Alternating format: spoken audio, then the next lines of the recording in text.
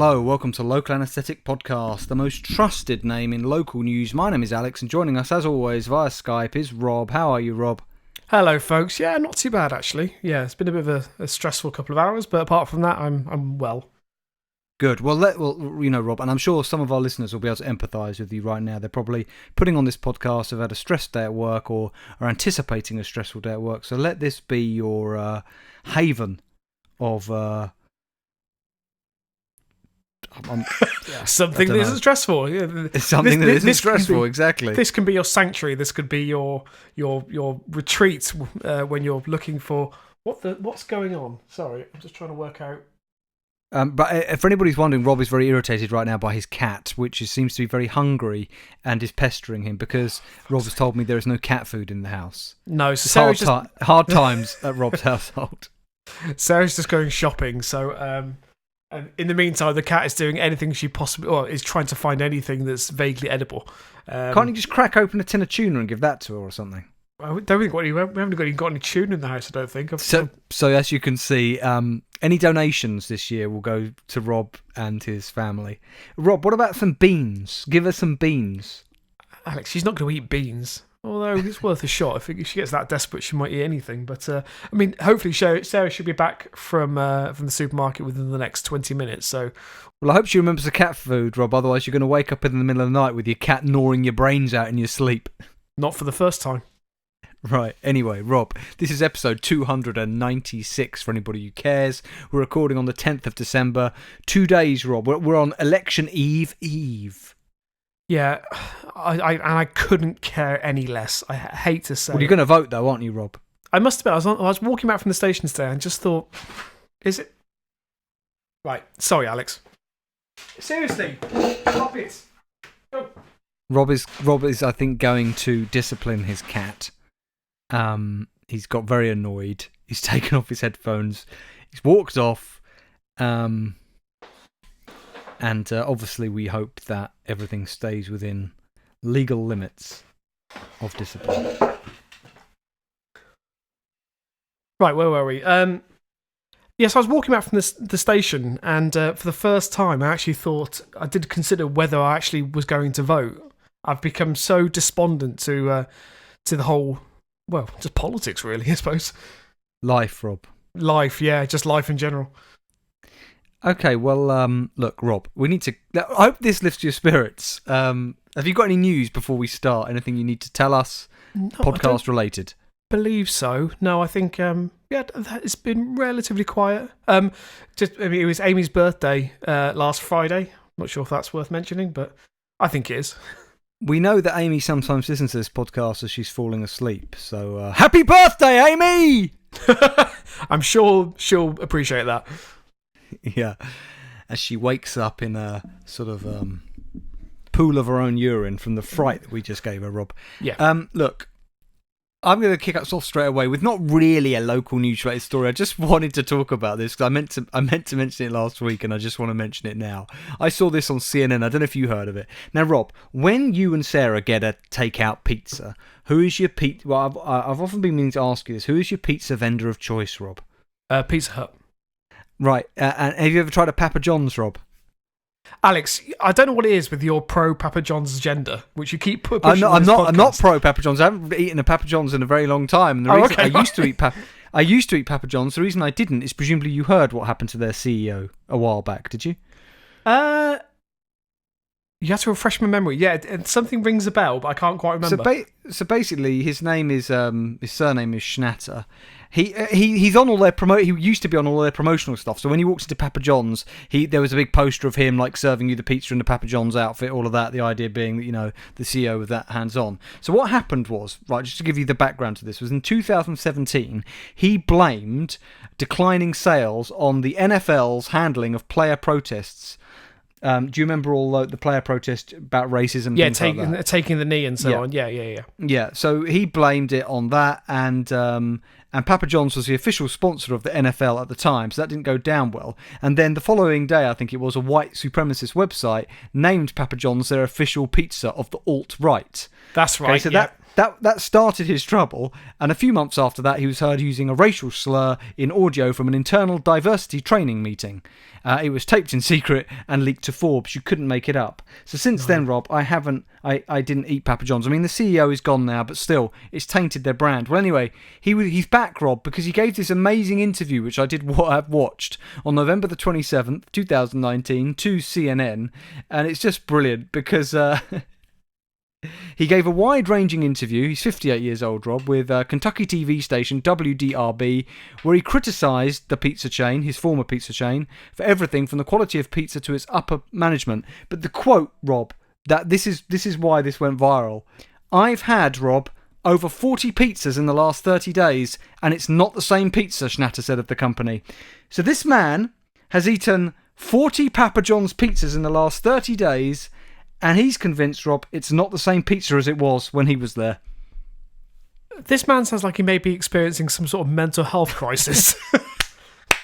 He says it's not the same product, it just doesn't taste as good. The way they're making the pizza is just not fundamental to what makes a Papa John's pizza. He also said in an interview that he was set up, and he called the controversy that led to his resignation a farce. When asked about, sort of future plans, he gave an ominous warning and just said, "Stay tuned. The day of reckoning will come. The record will be set straight." So, if anybody's wondering what happened to Papa John, that's what happened to him.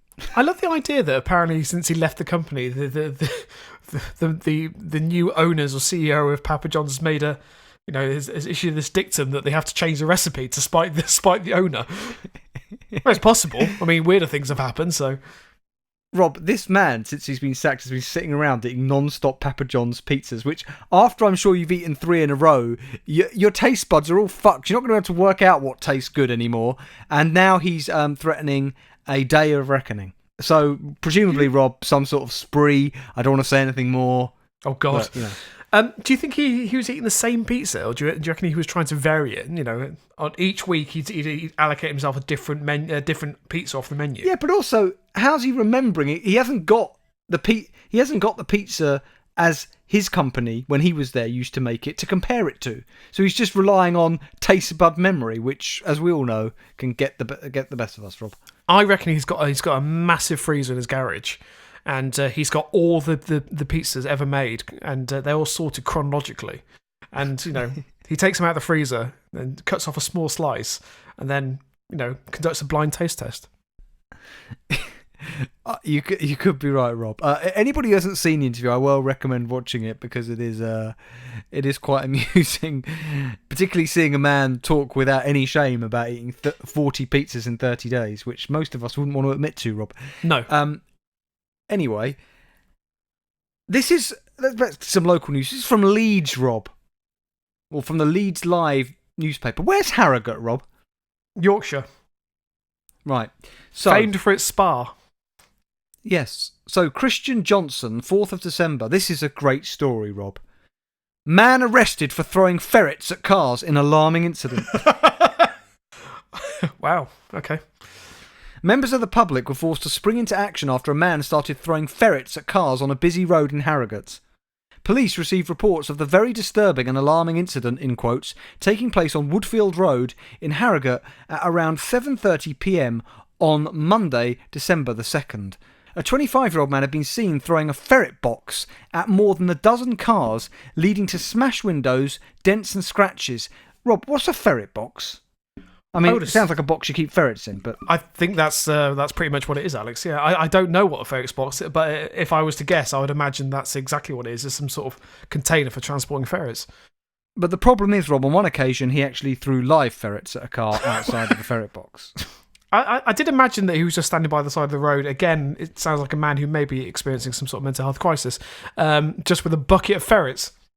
People in the area managed to detain him before officers arrived a short time later to arrest him on suspicion of criminal damage and causing unnecessary suffering to a protected animal. And the 2 ferrets involved, so what I don't understand is, it says only 2 ferrets were involved. So first of all, it says he was throwing ferrets in a ferret box at cars, and he also threw a live ferret.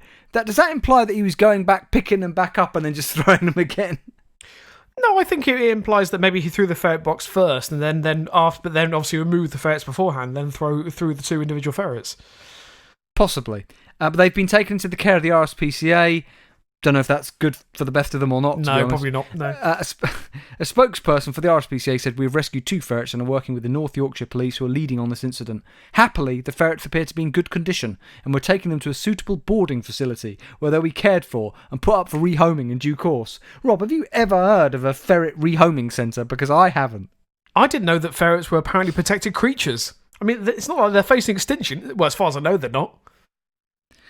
Well, anyway, the North Yorkshire Police are requesting the public's assistance with this case, and you can email jessica.errington@northyorkshire.pnn.police.uk if you want to talk to her about ferrets. Yeah, we would encourage listeners to do that. Any questions you may have, she's the go-to. Yes. Let's go to Devon, Rob. We've got another animal story here. This is a brilliant fucking story. It's by Colleen Smith, Regional Head of Content at the Devon Live. Headline: Sex-mad Dave the Duck had penis removed after mating 30 plus times a day. That's quite astonishing. Not much you can say to that, really. I don't know if there's an episode title here, Rob, but it's a beautiful sentence already. A sex-mad duck from Torquay yeah, I think there probably is an episode in there somewhere. Has had surgery to remove his penis because of his over-enthusiastic mating. Dave the Duck lives with 3 females, Rob: Dora, Frida and Edith. Owner Josh Watson, 39, noticed that his pecker was infected, the duck's, not his, in October and took him to a local vet who gave him antibiotics, painkillers and a daily wash for his traumatised member.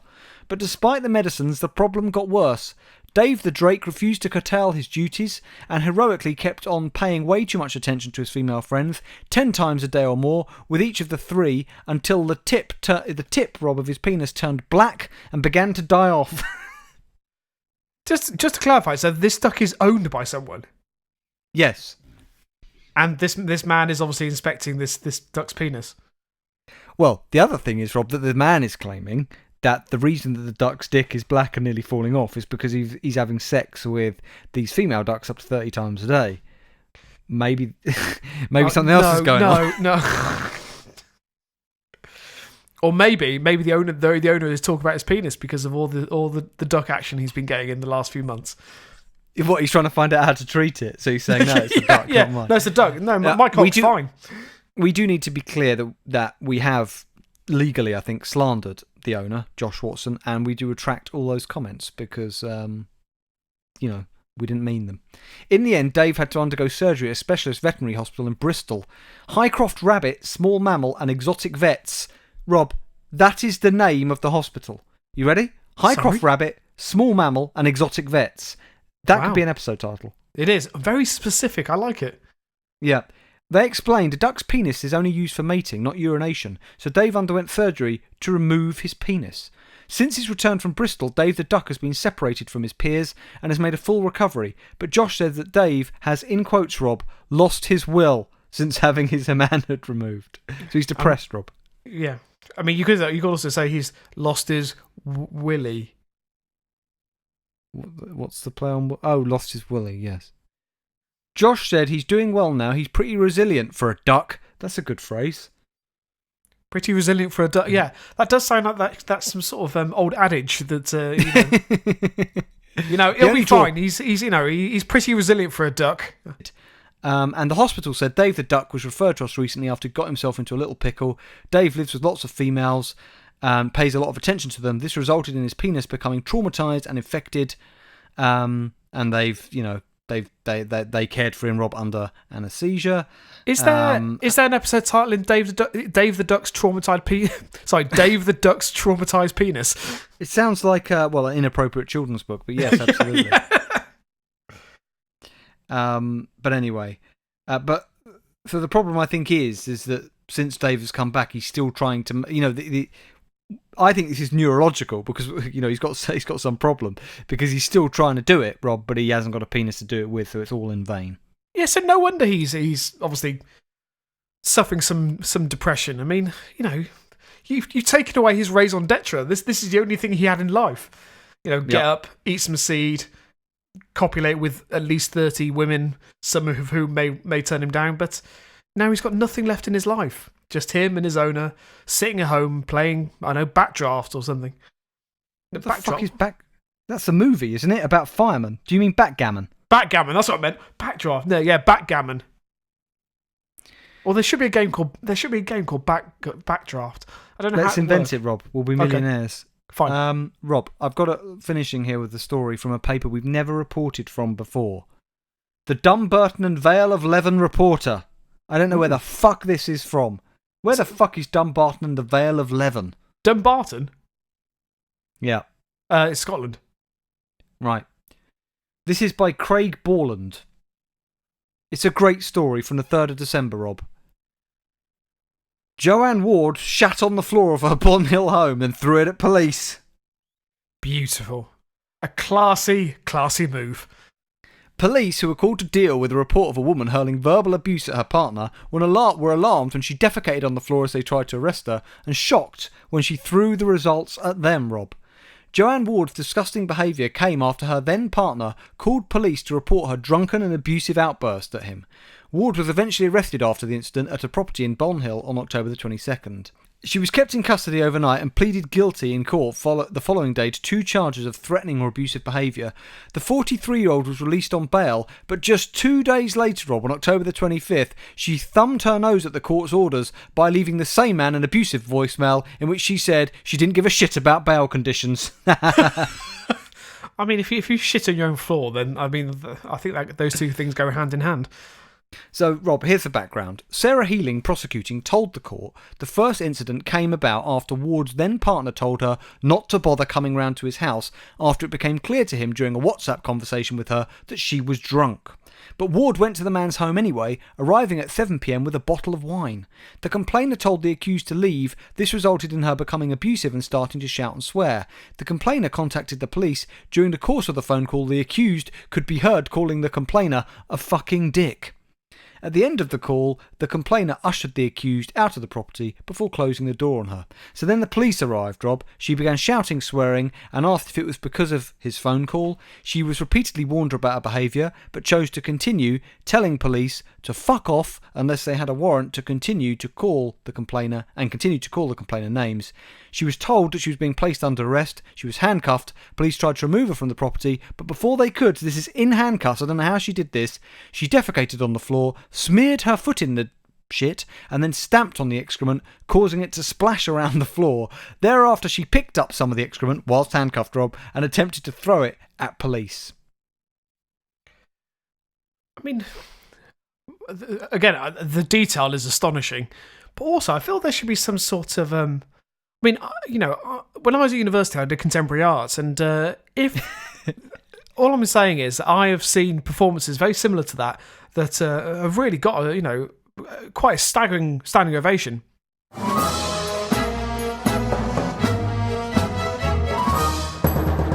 Okay, Rob, you got some stories for us there.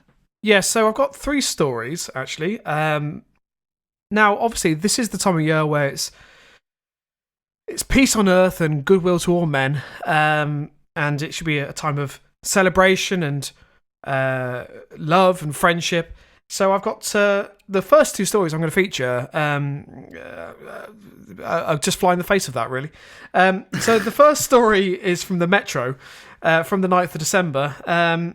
It's by James Hockaday. Good name.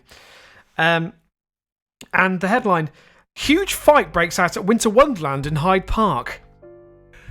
Yes. Now, I used to live very close to Hyde Park, incredibly close. I never bothered to go to Winter Wonderland, interestingly. Didn't interest me. But, yeah, that does fly against the spirit of Christmas, one would think. Yeah, it really does. Now, I was at Hyde Park... well, not Hyde Park, I was at Winter Wonderland this weekend. And I think I've been to Winter Wonderland on 7 consecutive years. Is it which good, is Rob? Too much. It depends. If you know what to expect, it's really quite average and expensive. Okay. Yeah. So why did you go there 7 years in a row? It's usually because some sort of voucher scheme. No, people come down, and it's a nice thing to do at Christmas. And I think it's one of those things I always dread going because of the crowds. But once I'm there, I do quite enjoy it. And there is a lot to do as long as you don't spend too much money. Okay. So, horrified onlookers were pushed back by huge crowds of people as a savage punch-up erupted last night at Winter Wonderland, London's Hyde Park. Can I just say, Savage Punch Up at Winter Wonderland is a very good episode title. It's this word savage in there. It's brilliant. I really like that. Yeah. Because it's very Christmassy. So, screams could be heard in the background as the two men rapidly traded blows, with one getting his opponent in a headlock. Again, you can imagine, and I don't know what time of the day. Does it say what time of the day it was? I don't think it does. No. But you'd hope it's 10 in the morning. Yeah, that's what I'm concerned with. I'm hoping that, that the young children would have been exposed to this. But others appears to revel in the violence, as a video shared on social media shows a man jumping up and down with excitement. So what do we not know why this started? No, it doesn't say. It's just, I think it's just too much alcohol, maybe some offhand comment that got misconstrued, and a mass brawl broke out. Someone shouts as someone else shouts, "Don't punch the head," as people are circling around the pair to watch the fight. Don't touch the face! Don't touch the face! Footage then shows security guards and high-vis vests forming a human chain in an attempt to break up the brawl. Sounds like somebody got a right hiding in Hyde Park. Very good, yeah. The Metropolitan Police say 3 people were arrested for public order offences at the popular Christmas attraction yesterday, but it's not known whether they were involved in the fight. You'd hope that was the case. People on social media condemned the thuggish low-life behaviour and said the venue had become unsafe for children. It is thought that the brawl broke out as people queued to get into the main beer hall of the Winter Wonderland's Bavarian village. That's it. That's what happened. Rob. Yeah. People, they were like your cat. They were thirsty for beer. They hadn't had beer in maybe 2 hours. Yep. And that's how it started. Quite possibly. Can I just say, I really do enjoy the phrase thuggish low-life behaviour. Yeah, I'm sure we can incorporate that along with the savage attack as well. Now, I'm going to leave that there. So we move on to our next Christmas-related story. As I said, peace on earth and goodwill to all men. So this is from the Somerset Live by Jack Colwill from the 3rd of December. Sick celebrations advent calendar prompts Christmas is cancelled anger. Right, sorry, I just like the idea of a sick advent calendar. Like, what could that be? But also, do you not think Christmas is cancelled and sick is very, very strong words for what is an advent calendar? Well, I don't know the story yet. Rob, I don't know the story yet. I need to judge. You're right, okay. So the makers of Celebration is coming under fire for its advent calendar, which has angered some who now declare Christmas is cancelled. Isn't that's like roses or whatever celebrations? Who makes that? Is it Nestle? No, it's Mars. Mars. Yeah. Oh, Mars. Oh, right, Mars. Yeah. So you get there's a bounty in there, and there's a Mars, and there's those kind of things. There's stickers, Galaxy, and obviously everyone's favourite, the Malteser. Yes. The company behind the eternally popular Celebrations advent calendar have got people well and truly riled up by including a bounty behind not just the first, but also the second door for 2019. Rob, I swear, I don't know if I'm getting some weird, deja vu or glitch in the Matrix. Didn't we have this story last year about that people were annoyed that there was a bounty? It was one bounty last year and they were annoyed because they said bounty wasn't Christmassy. Am I making this up? No, Alex, you are absolutely spot on. So the makers of Celebrations after the uproar last year, I love it. I love the balls of it. Just said, "Fuck you! You're not going to get a bounty for 2 days straight to punish you for complaining." I'm wondering now. You've heard about this thing called shitposting. Are you aware of shitposting? Remind me. So basically, the idea is that certain social media outlets create really badly constructed adverts, which then gain traction because they come to the attention of the general public for their. Do you see where I'm going with this? Like that brilliant one with the exercise bike recently. You must have heard of that. No, I can't say I have.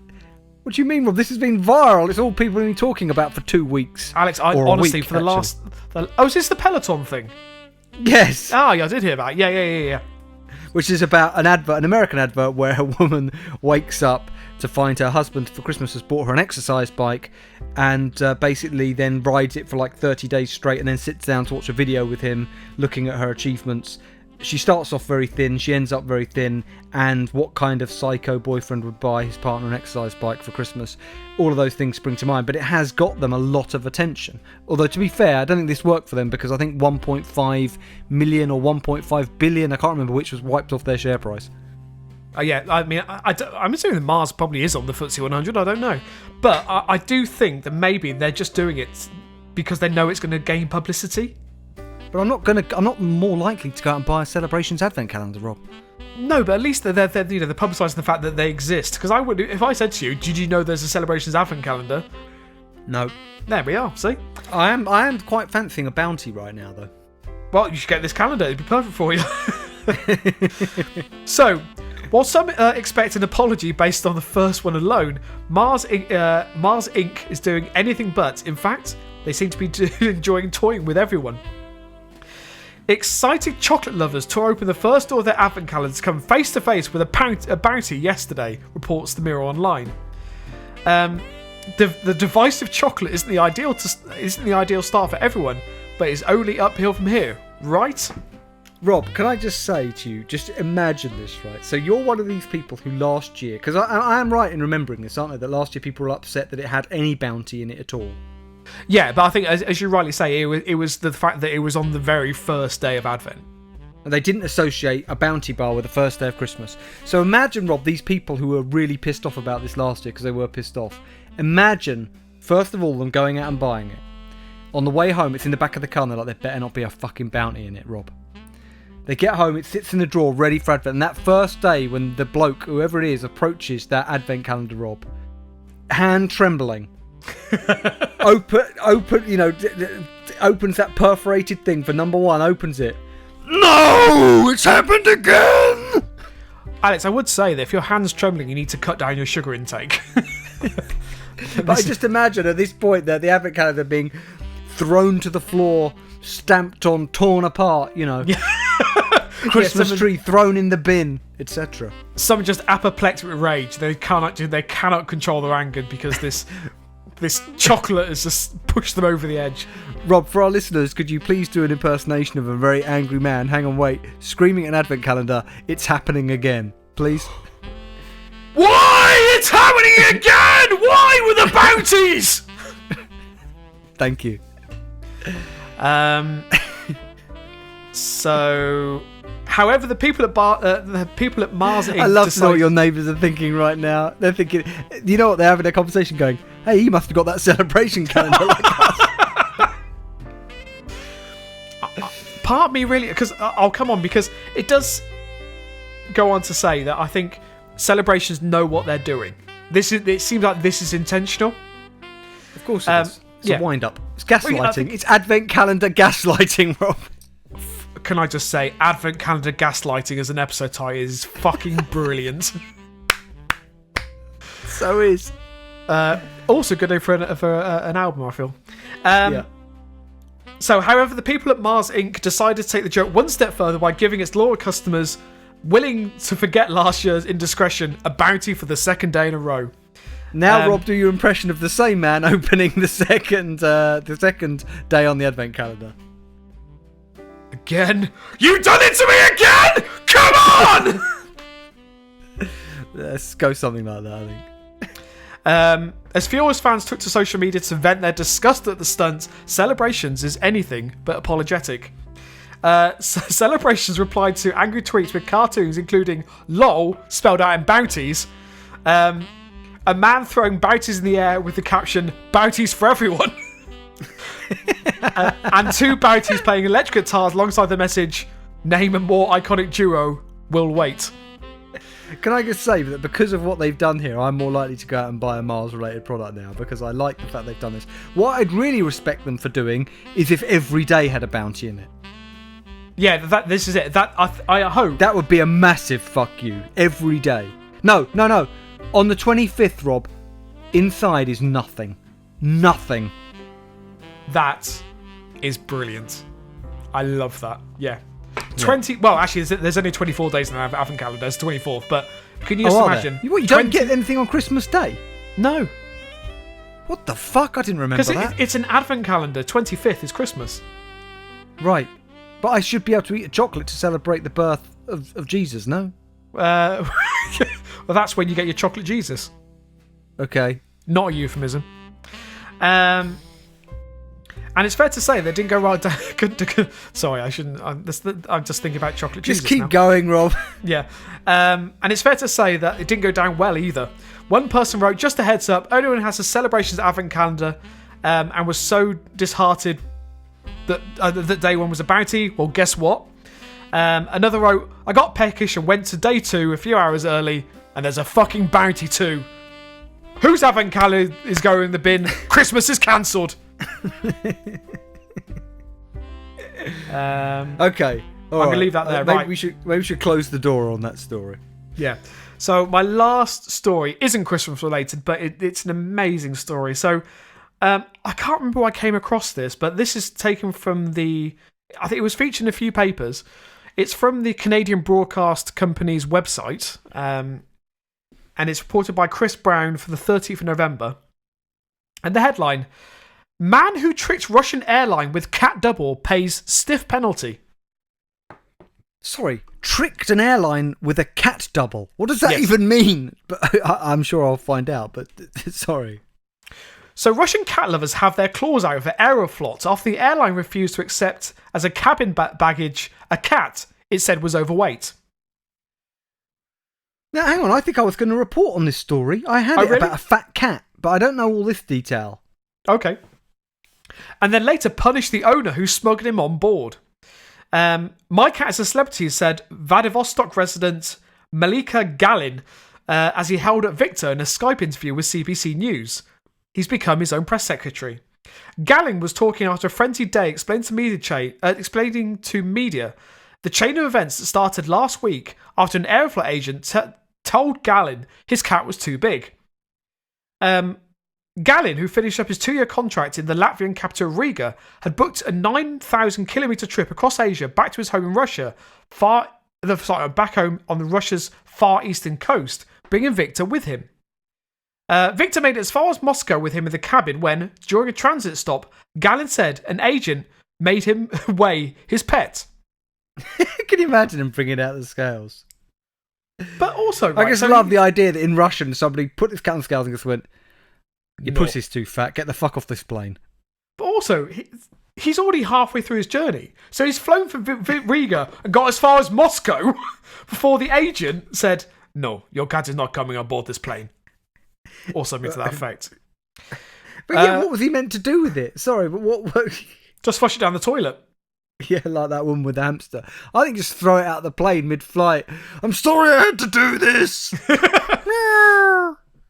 So the agent refused to let him continue, saying Aeroflot, which is Russia's national air carrier, only accepts pets in the cabin if the combined weight of the cat and the owner is under 8 kilograms. It's like kilos. So couldn't he have gone and done a really big dump then? Like just doing it. Can you imagine this guy just running on the spot trying to lose weight so he can continue with the cat? Isn't 8 kilos actually quite large? That's quite a lot, isn't it? Well, the man might have been quite heavy, Rob. Galin claims that Victor weighs 8 kilograms, but the weight of the carrier put him over.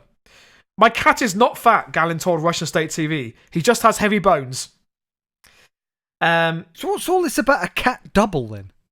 So he said, "I really care about the survival of my cat," he told CBC News. At that point, Galin says he hatched a new plan to get him home. He put a call out on Facebook for friends in Moscow who had a similar, but lighter, cat to meet him at the airport. With a new ticket and a new weigh-in 2 days later, Galin says the Victor Double passed the weight test. Before he reached security, he says he switched the cat out and continued on with his flight. I don't understand how that worked. Do you? So, he's obviously... The flight to Moscow has been refused, so he now has a stopover in Moscow. Luckily, he has friends there. Oh, I see. Right, so he's not on the plane anymore. Right, yes. No. And basically, he knows that he has friends in Moscow who have a cat who is a doppelganger for Victor. These cats bring the cat to the airport to go through the check-in process, but before he goes for security, he swaps cats. But how did he do that without them noticing? Oh, God knows. I think he basically. This is unbelievable. This is unbelievable. That's quite a scheme, my friend. I wonder what would have happened to him if he'd been caught, thrown in the gulags. I'm about to say, I'm not sure there is still gulags, but yeah, of course there is. Unfortunately, his downfall was the fact that he posted the whole story on Facebook. Subsequently, he's now languishing in a Russian jail. He was actually stripped of his. Well, Aeroflot stripped of his air miles, so he lost 375,000 air miles as a result of this act. And they threw Victor overboard. And Victor's been put to death. We'll leave that there. For being a Western sympathiser. Right, okay. Rob, I just want to tack on something to the end of your little segment before we move on to the listener story. I just got to do this story, Rob, from the Japan Times. It's so short. Really. No journalist reported. This was from December the 3rd. Rob, listen to this. Japanese man, 71, arrested for making, Rob, 24,000 complaint calls. Just let that sink in. What? Where did he have the time? He's retired. A Japanese retiree has been arrested after ringing a phone company 24,000 times to complain they'd violated his contract, police and local media report. Tokyo police said they took 71-year-old Akitoshi Okamoto into custody last week after he made hundreds of toll-free calls over 8 days to the customer service section of major telephone operator KDDI. Now, Rob, we all know what it's like to be frustrated with a phone company. I'm sure there have been times Vodafone for you have made you want to rip your hair out, and me with EE. I'm not sure I'd ring them 24,000 times, although, to be fair, it does feel like it sometimes takes that many calls just to get through to somebody. It does, and in some ways, I don't know, it feels like he was kind of getting his own back. Yeah, I agree. But this could be the tip of the iceberg, with media outlets reporting that he made thousands more calls from public payphones to voice his displeasure with the company and insult customer service staff. He demanded that the company come to him and apologise for violating his contract. He also repeatedly hung up his calls immediately after placing them. So he was ringing and then just hanging up as soon as he got through. Right, so he's basically a nuisance caller.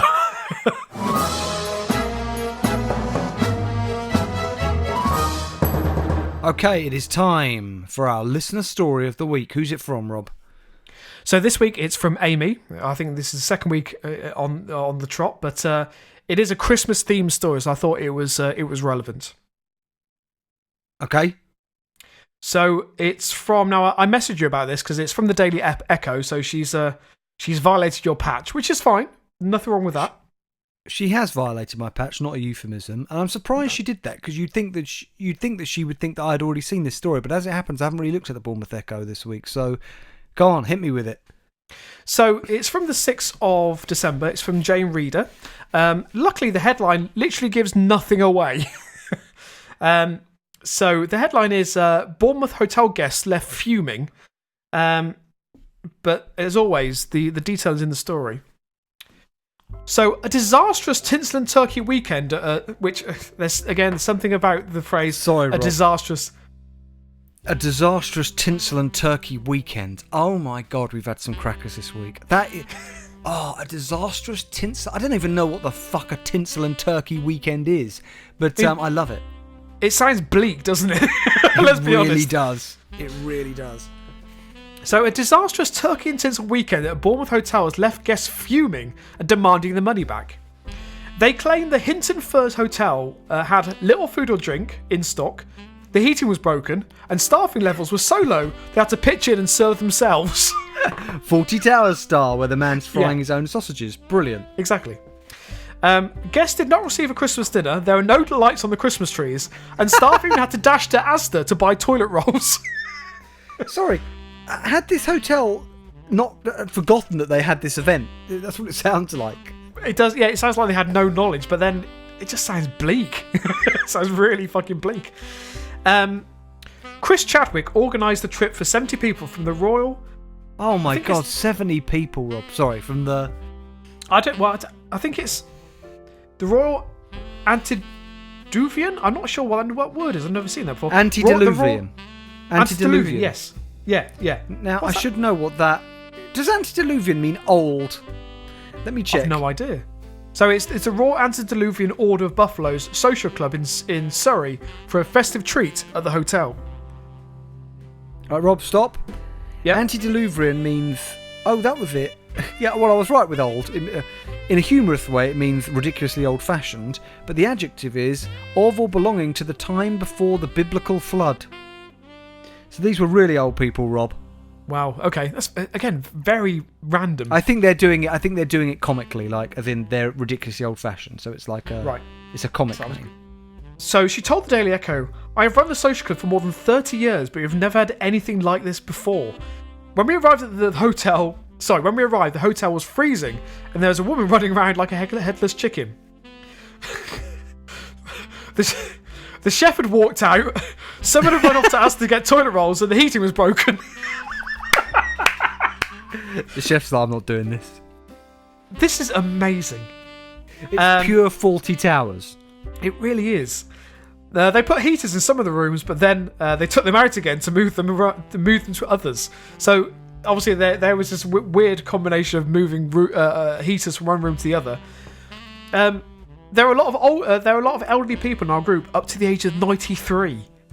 The group arrived on Friday, November 28th, and had a miserable cold meal on Friday night. On Saturday morning, the promised cooked breakfast failed to materialise, and staff from the previous evening had also walked out, said Chris. Fuck. This hotel, it'd be very interesting to see what general reviews are like on TripAdvisor, if this was a one-off or if this is a sort of pattern of customer love service. If it was. I wonder if it's run by the same man who runs the bed and breakfast up in Norwich. Maybe. She added, "We were supposed to have Christmas dinner on Saturday, but there are only chicken breasts there. So I had to..." Sorry. Who has Christmas dinner on... Hang on. I think it's the 6th of December. No, it's earlier. So they arrived on Friday the 28th. So yeah, they had Christmas dinner on Saturday the 29th. I love the idea that these people are so old that they figure we might as well have Christmas dinner by the end of November because we don't know if we're going to make it till the 25th of December. Alex, they're going to a hotel with no heating. That's not going to help the situation. It's really not. So we were supposed to have Christmas dinner on Saturday, but there are only chicken breasts there. We had to serve ourselves. There is no anybody wine. who wants to know, who's thinking about who to vote for the election, or even considering voting Conservative, please just consider for a moment that what you're hearing, this story here, is a metaphor for what Britain is going to be like if we leave the EU in the way the Tories are going to do it. Yeah, this is what it's going to be like. Absolutely. Well, for us, not for them, obviously. No. There's no wine, so I had to go to Asda and buy some myself. Chris said the heating was fixed on Saturday night, but on Sunday morning, the only person available to cook breakfast was the night porter. Because obviously the chef's already left. All the other staff have walked out. What the fuck is going on? Oh no, sorry. The chef is still there. We were told the chef was still in bed at 2 o'clock in the afternoon. What kind of hotel is this? We were so cold we couldn't put anything through anymore, so we called our coach company and went home a day early. Chris said staff at the hotel have since claimed staff at the hotel have since claimed she did not pay for the trip, even though she visited in October to complete the £9,000 payment and has a receipt. So is that what they're trying to say? They're trying to say their ridiculous way of trying to get out of this is when this coach party of 70 turned up, they said, yeah, the reason we didn't put on the heating, the reason we didn't give them food, the reason nothing was done is because they never paid for the trip, but we let them stay in the hotel anyway. It doesn't make any sense. No, it doesn't. They paid, you fucked up, and now you're blaming them. She added, I just stood in that reception and broke down in tears. And I hope they give us our money back because I'm so upset about what happened.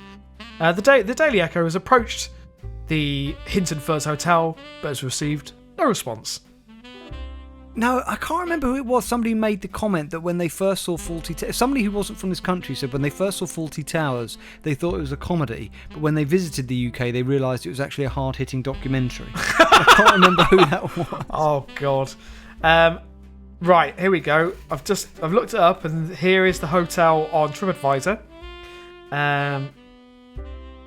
It's not too bad. It's number 50 out of 67 hotels in Bournemouth. I mean, that's not a great start. Is it? Let me just go to the most recent reviews. Or the most critical, maybe. Okay, hang on. Let's have a look. So let's go to the terrible reviews. So this was this is from this month. Oh my god, it's actually from. It was someone who actually went on the coach trip. Yes. Was one of the unfortunate people on this trip with no heating, no proper staff or food, so we had to leave a day early, as we knew there'd be no dinner on our last night and no breakfast the following day. In addition, we had to move rooms after a bit of a battle, as the bar tap made an awful noise due to the airlock. Room had also not been properly cleaned, as the shelf was filthy and I did not have a bath towel. New room had bulbs missing from bedside table, which weren't replaced. TV did not work and bath was also filthy. Appalling attitude from the owner when our group tried to talk to him to get some answers. He sounds like Basil Fawlty, Rob. The lights didn't have light bulbs in. The TV didn't work. What is this? There was no. Who doesn't put a bath towel out in a hotel? Isn't it the first thing you do? Oh, it's brilliant, Alex. This place just sounds like the living embodiment of Fawlty Towers. I mean, a lot of people must have actually attended this trip because there's a lot making reference to this tinsel and turkey getaway. Well, maybe they should have. Maybe, Rob, it was meant to be taken literally. Maybe you go on this trip and the only things you get are tinsel and turkey. Don't expect towels, don't expect TV, don't expect breakfast. You just get tinsel and turkey. That's it. You walk in the room, as soon as you walk in, there's no bath towels. All you find, there's an uncooked turkey wrapped in tinsel. On the pillow. Merry Christmas. Yeah. I think I could have a fun night, Rob, with that. And I don't know about you, but I could. Well, yeah, but I think we do very different things with it. Right, well, listen, everybody. Look, before we get on to spelling out anaesthetic, like we do at the end of every episode, we bring this bit of the episode anyway to a close, and we look forward with a mixture of eager anticipation yet trepidation to our next episode, which will be 297, Rob? 297, yep. As we move ever more forward, like...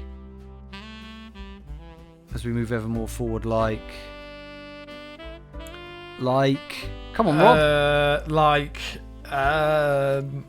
A man who successfully just passed through the check-in desk but is about to switch his cat for a beloved pet belonging to his friends, so he can then smuggle his fat cat through security. Just like that. We move ever more forward to our next episode, which will be 296. We can be found on our website. 297. We can be found on our website, lapodcast.net. From there, you can download all of our previous episodes for free. There's a donate button if you want to help Rob buy some cat food this year. I think he'd very much appreciate it. Or even maybe a tin of tuna that they can have on Christmas Day. We're on all the podcast app, obviously, but do leave us a review there. Do subscribe to us. We're on Spotify. We're on, I don't know, we're everywhere. But the other thing is, of course, we're on Twitter at LA Podcast, facebook.com/LA Podcast. You want to submit us a story like Amy did and feature on this podcast, send it to lapodcast.net@gmail.com. That's lapodcast.net@gmail.com. So now, before we completely finish the episode, we're going to spell out the word anaesthetic according to a theme, because anaesthetic is spelt differently here in the UK than it is in other countries, and we do like to spell it out phonetically, don't we, Rob, according to a theme. This week, the theme is, Rob... I'm going to suggest that we're going to come up with films, Christmas-themed films that don't exist but should. Or could we name Christmas-themed films? I don't know. No. Right, okay. Well, look, I could. A Christmas Carol. Okay, that's a good start. So, okay, real or fictional Christmas films. There you go. Fine. A Christmas Carol to kick us off. A. Lovely. I'm going to go with... So, N, I'm going to do The Night After Christmas. So, you have the night before Christmas. You could have had the night before, but you still thought of one. Very good, Rob. Yeah, but then the night after Christmas, I think, is more imaginative, you know. So you've opened all your presents, and basically you're just doing the washing up. There's all the magic's gone. You're just sitting down with your family, maybe having a few drinks, possibly some games. But then the crushing eventuality that, you know, you'll be going back to work in a few days, and Christmas is once again as far away as it could possibly be. Boy, you've really brought the mood down there, Rob. So I've got A again. There must be other films that go A Wonderful Life. A Wonderful Life, Rob. Because you butted in there, so I'm over the next one. What's after A? E.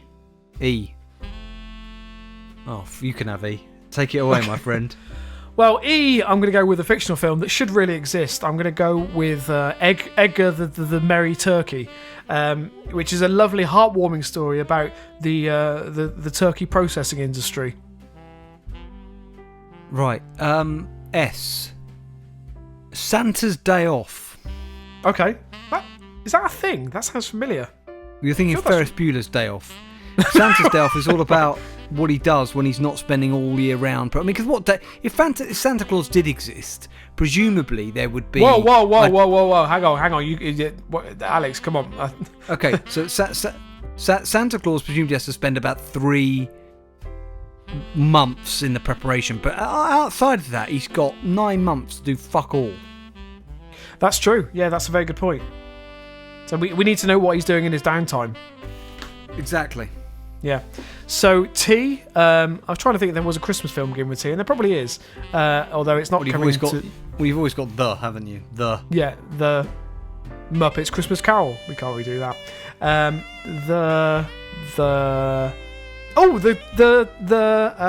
reindeer's prolapse. The Grinch. There we go. The reindeer's prolapse. Yeah. Yeah. Can I say reindeer's prolapse is a very good band name. Yeah, it is, absolutely. H. Now, I already had H in my head earlier. Home Alone.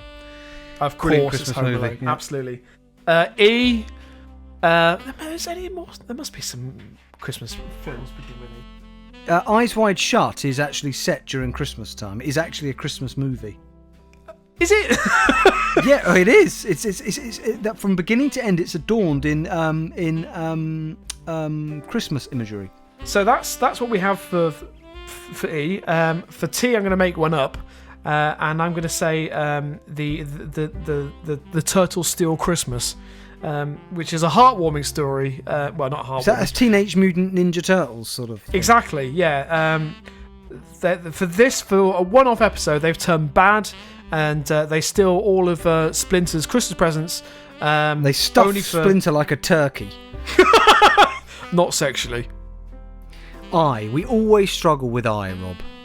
There has to be some the Iceman or the Ice Dog. I mean, we had an Ice Cat last week. Wait, I'm having this one, Rob. In Bed with Father Christmas. I'm not going to tell you what that movie's about, but I mean, it's very evocative, even, isn't it, as a title? I think that could be box office. That In Bed with Father Christmas. Is that a top shelf film? Well, I don't know because I haven't written it yet. Okay, we'll keep it classy, Alex. And C, well, obviously Christmas something. I mean, Christmas. Christmas. That's it. It's just a movie called Christmas. Christmas the movie. There you go. Yeah. Christmas the movie. Brilliant. That sounds really shit. Rob, this has been our poorest effort ever so far. I wouldn't even be surprised if we've left out letters. I don't think we can mix real and fictional again because it's too much of a cheat. But look, some of those movies exist. Maybe all of those movies probably exist. There's probably a movie title. Probably all those movies we've just mentioned exist somewhere in the world, Rob. But I do want to go and see Christmas the movie. It would be. That's what it says on the tin, budget. I'm not sure that. What was it? Prolapse Reindeer is a movie that exists. The Reindeer Prolapse. It shouldn't. But it could be. It could be. Possibly. You know. Somebody somewhere probably has some sort of weird reindeer fetish, Rob. Thank you for listening, everybody. We will be back next week, which will not be our Christmas episode, Rob. It will be our pre-Christmas episode, I guess. No, it will be our Christmas episode. Will it? Yeah. Will it? Why? Because it will be recorded and released on it'll be the 20th of December. Then I'm going away. So okay, well, we can talk about that off air, Rob. But yeah, okay, next week will be our Christmas episode, and next episode, Rob, we could either be recording in a 5-year conservative rural country or something else. So let's see what happens. Happy times, Alex. Happy times. God bless, and keep it local.